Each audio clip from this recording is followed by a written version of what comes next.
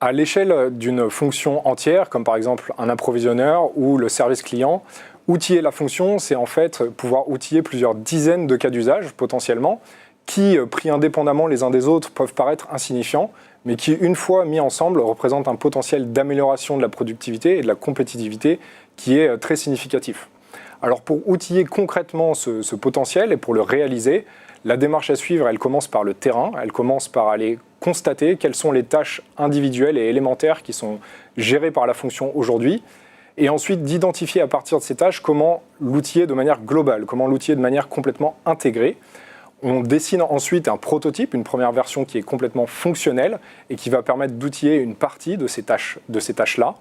Et ensuite, ce prototype-là, l'étape qui vient après, c'est de le connecter aux données de l'entreprise et finalement de le déployer opérationnellement pour qu'il soit utilisé au quotidien par les équipes.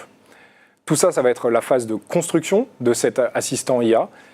Et ce qui vient après, c'est la phase de maintenance. Et la phase de maintenance elle-même, il faut se rendre compte que la maintenance, c'est une maintenance qui est technique, mais c'est aussi une maintenance qui est dans le support quotidien des utilisateurs, de leur adoption, de l'usage de ces technologies-là.